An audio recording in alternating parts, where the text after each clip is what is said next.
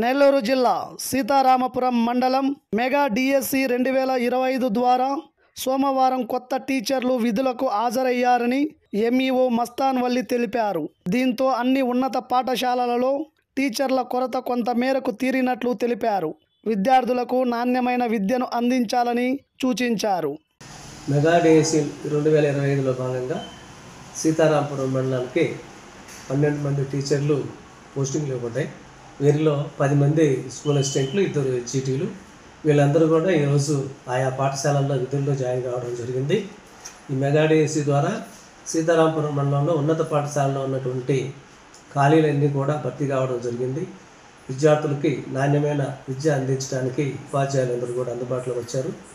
మంచి విద్యను అందించవలసిందిగా కొత్త ఉపాధ్యాయులకు అందరికీ కూడా తెలియజేయడం జరిగింది.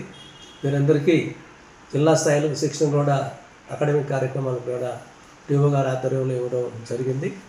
డిఓ గారి ఆదేశాల మేరకు, ప్రభుత్వ ఆదేశాల మేరకు ఈరోజు అందరూ కూడా విధుల్లో జాయిన్ అయ్యారు. వీళ్ళందరికీ అభినందన తెలియజేస్తూ మండల విద్యాశాఖలో సీనియర్ ఉపాధ్యాయుల దగ్గర ఎంచుకునే విషయాలు తెలుసుకుంటూ విద్యార్థుల విద్యా ప్రగతికి తోడ్పడాలని నూతన ఉపాధ్యాయులందరికీ కూడా తెలియజేస్తున్నాము.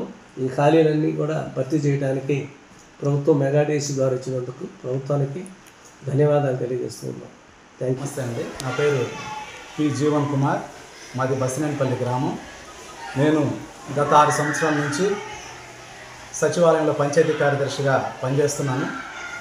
అయితే ఇటీవల ఏపీ మెగా డిఎస్సి 2025 రిక్రూట్మెంట్లో స్కూల్ అసిస్టెంట్ ఫిజికల్ సైన్స్ పోస్టులకు ఎంపికయ్యి మా గ్రామంలోని జెడ్పీహెచ్ఎస్ హై స్కూల్లో స్కూల్ అసిస్టెంట్గా ఎంపిక కావడం జరిగింది. ఇందుకు నేను చాలా సంతోషిస్తున్నాను.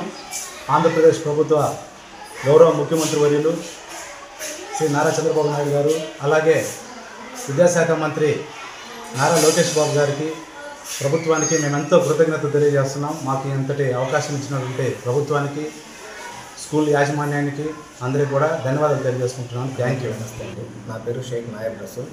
మాది సీతారామపురం విలేజ్. నేను రీసెంట్గా రిలీజ్ అయిన మెగా డిఎస్సిలో హెచ్జిటి విభాగంలో నేను ఫస్ట్ ర్యాంక్ సాధించాను.